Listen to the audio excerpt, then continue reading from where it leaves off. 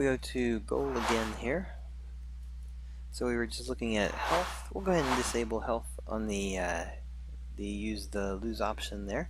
And again, you can also use it for the win option over there. We'll go to our goal lives on this one. And on the goal lives, something just to keep in mind, again, this can be a plus on goals. Maybe you start with 1 life and you have to get to 50 lives to win. Just think more point system based on that.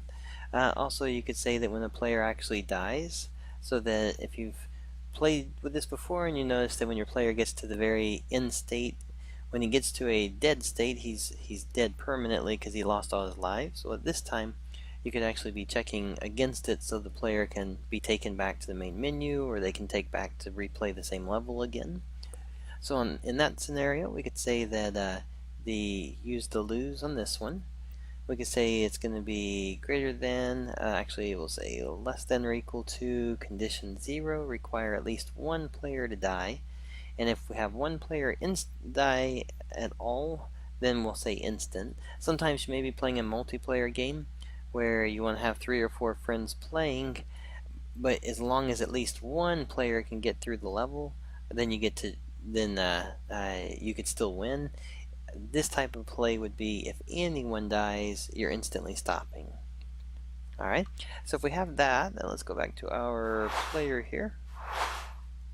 And inside of player option, so just like we did before with the goal set for the health counter, now we're going to say it's going to be set for checking the player's lives, and it's set for a goal ID of 0. So remember, just something to keep in mind there, that goal ID of 0, the same thing, actually, let me make sure that our lives aren't set for infinity here.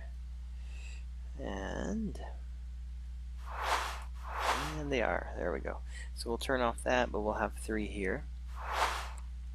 So on goals, when it's actually checking against things, so for instance, if we were going to say that the lives on this goal ID right here, so if my goal ID was say 2, then on player checking for lives, if it's not set for 2, this goal wouldn't apply to this player.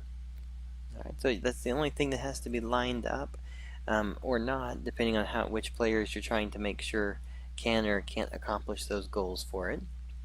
Alright, so we'll say it's going to be set up this way. We'll put a kill box in the scene, and then run him against it a couple of times until he's good and dead. There we go.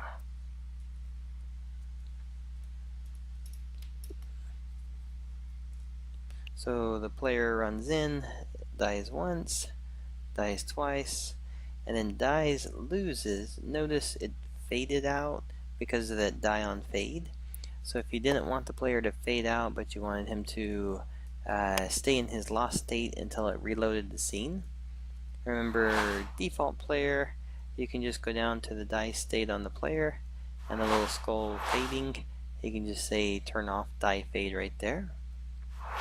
And then the next time the player runs into it, then you'll be able to see the player, but also just if you're doing an animation where you want the player to be aware of the state that happens here, then you can do it that way. Alright, so that's going to be the basic setup then for lives being used for a goal element.